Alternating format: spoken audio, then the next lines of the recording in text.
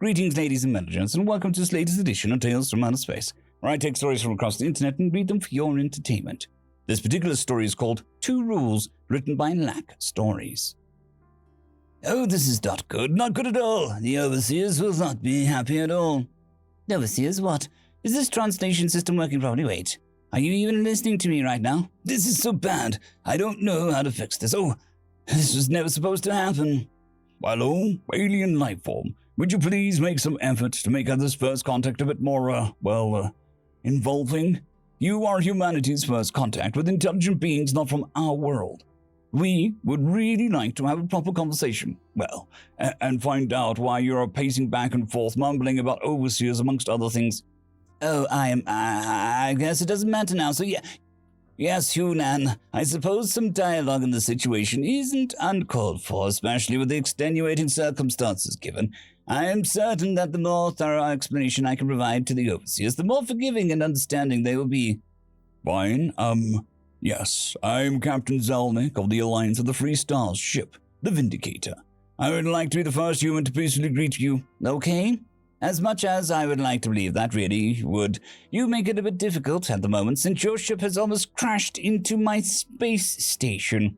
Well, admittedly, we thought it was an asteroid. Thankfully it wasn't, because it seems to have been significantly less damaging given your station's shielding and tractor beams.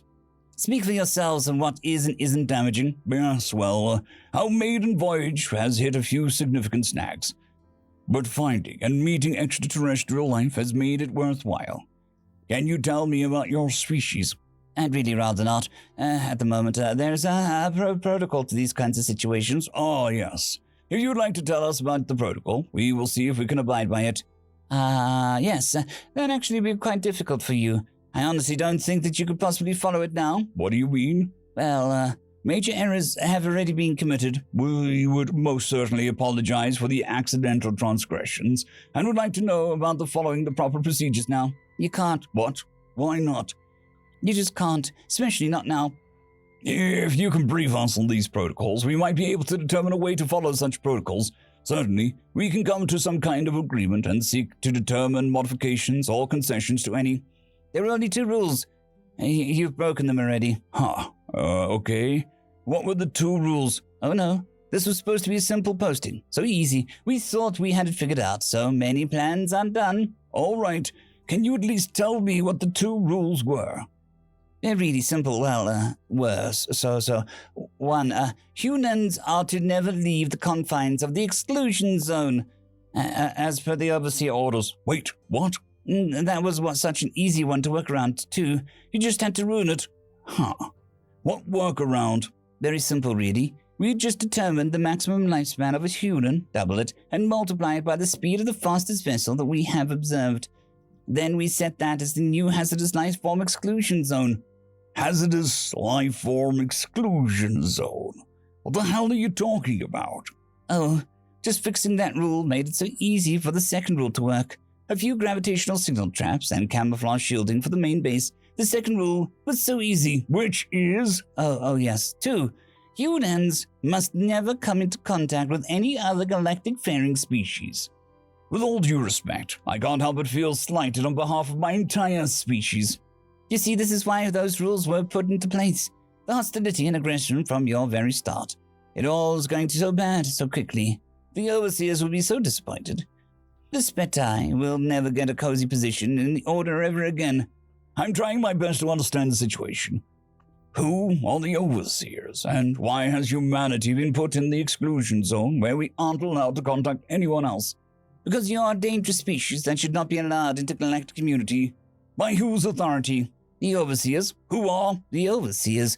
They're in charge of the Order, which is an organization that maintains order in this galaxy. And they determined we are dangerous? Well, in your first experimental flight of unproven space vessel, you nearly ran into my starbase. We thought it was an asteroid. Even worse. Yeah, that actually doesn't help our case. Exactly. So rash to defend your actions, even when they're demonstrably reckless. Stop making us sound so irresponsible.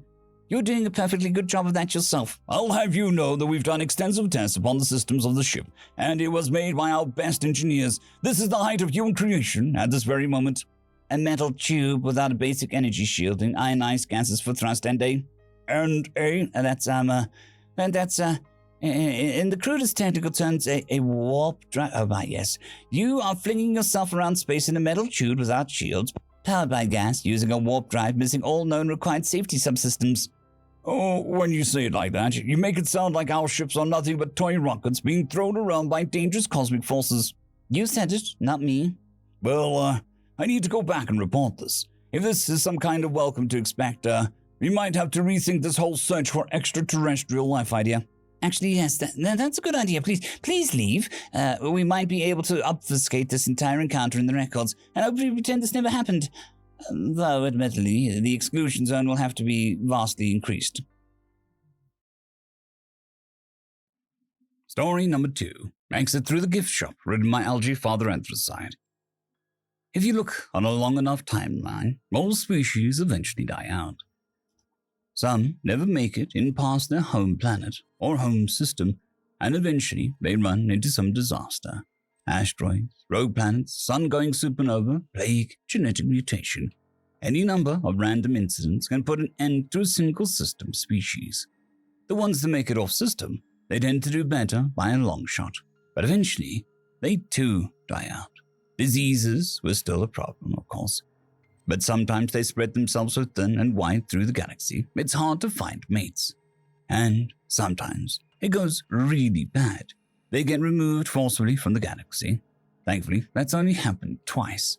War crimes are dealt with harshly. Sometimes, though, you get to witness some really spectacular scenarios. Take the Agro. The whole species gathered on their home world, with cameras rolling, evolved into beings of pure energy. Their one messed the physicists up for decades. Or the Renon Theocracy. Those poor bastards. Their supreme leader declared that the end times were coming, and that the faithful should not suffer the same fate as others. The whole species drank the Kool-Aid. It was a shame. Aside from being religious zealots, they were actually a super outgoing and generous bunch. Did a lot of outreach and charity work. One bad perp spoiled the barrel here. The real winners of the goodbye to the Galaxy Games, though, is humans. They were one of the oldest species in the galaxy. They were the progenitors of the Octus, Velexus, and the Canissus. Rumor has it that there are a couple other species they have lifted and never told anyone about, but that's beside the point. Humans disappeared, all at once, all over the galaxy. Rumor has it that it was planned, because not a single human in a critical job role was working the day it happened. One night, everyone went to bed. The next morning, humans were gone. Ta-da! Magic. There were some clues floating about, some wild conspiracy theories. My personal favorite is that they discovered something so world-shatteringly dangerous that a higher power removed them from the galaxy to save the rest of us.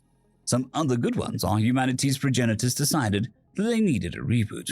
They managed to sort of piss off some sort of powerful being who smote them from existence.